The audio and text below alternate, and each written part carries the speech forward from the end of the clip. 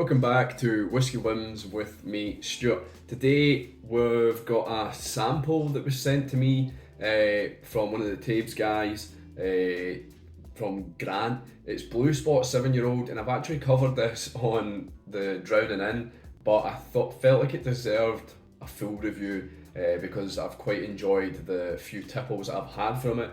It's around £80 for a bottle. I don't normally do sample reviews because I don't feel like you get a full enough appreciation for the whiskey, but like I said, I feel like this had to be expanded a little. So 58.9% ABV, obviously an Irish whiskey and cask strength. So we'll get straight down to the nose, the palate and the finish, and we'll see if it's a Whisky Win or a Whisky Bin.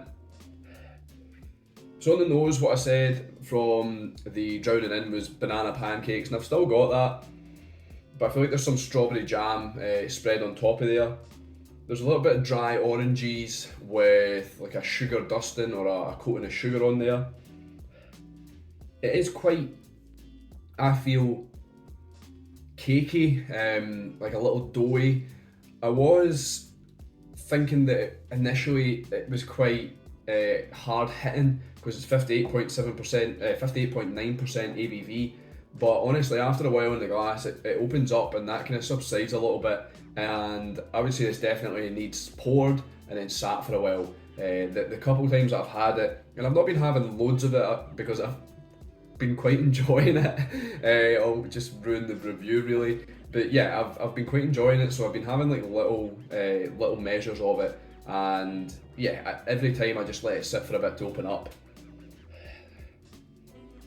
There's bits of coconut there, or hints of coconut, and a little bit of cinnamon. It is quite fragrant, quite perfumey on the nose as well.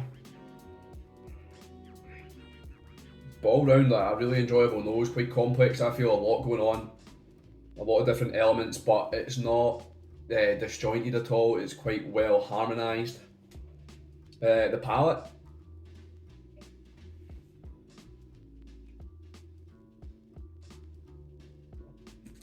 A little spicy on the tongue, and I think that comes in comes from like a little bit of white pepper there.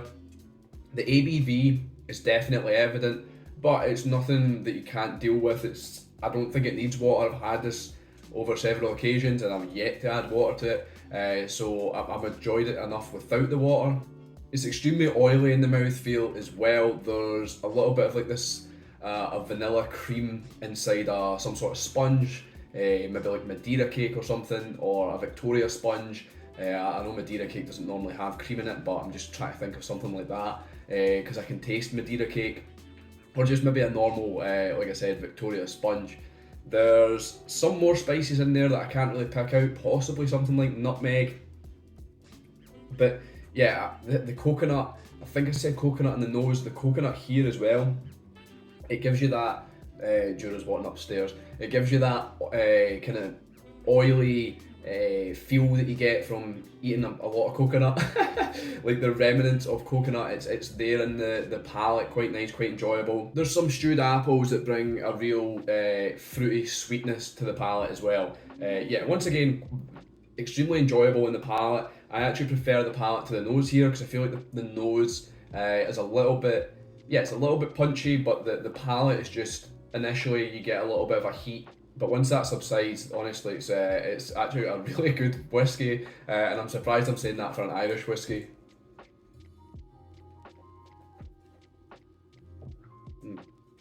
The finish, medium to long, more white pepper as it was in the palate. It's still there in the finish. It's a little, in fact, it's quite a lot creamy in the finish, quite thick, voluptuous. Like I said, it coats the mouth, that oily element, this coconut. I was thinking whether it was in the palate or the finish, but the coconut oiliness, it just carries on throughout the palate and to the finish. I can still taste it. I can't describe it any better than just saying like you've ate tons of coconut. It's just that oily, kind of almost milky in a way, creaminess that you get from coconut. There's also a real sweetness in the palate, orange zest, and I want to say something kind of caramelly but we're trying to be specific, and it reminds me of a little bit like stroopwafel, or stroopwafel, I don't know if they say it with a V. Yeah, stroopwafel that you get from the Netherlands. Yeah, it's quite sweet. It's not overly sweet. I mean, stroopwafel is a very sweet kind of caramel biscuit, or I don't know, yeah, waffle with a caramel layer in the inside. But there's that kind of element to it, a little bit wafery and a little caramelly. Yeah, really a really good whiskey.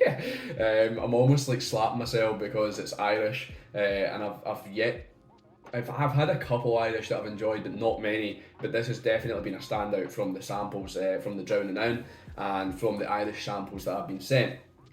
So we'll get down to the conclusion. I think you know what it's going to be anyway. So do I think it's worth it? £80 is a lot for a 7-year-old, but I mean I've paid a similar price for other whiskies at a similar age or less. I think because it's Irish, if I was to see this in the shop and say £80 for a 7-year-old Irish whiskey, I'd probably just write it off straight away. But now that I've tasted it, I need to hunt one down. I'd love to have a bottle of this, so I'll maybe try the auction if we can get it. But yeah, I think £80, the experience I've had in this sample so far is worth it. Would I buy it again? Would I buy it? I would buy this. I'm looking to buy it. I need to keep on the prowl for it. And would I recommend it? Yeah, if you're not into Irish whiskey like me, this is one for you to try because it's honestly fantastic. It's such a complex and well put together whiskey. Yeah, I really enjoy it. So it's a 3 out of 3. It's a Whisky Win. Do I have my coin? I forgot my coin. Yeah, it's a Whisky Win. So yeah, thanks for watching. I hope you enjoyed the review. I've been Stuart. This has been Whisky Wins. I'll see you later.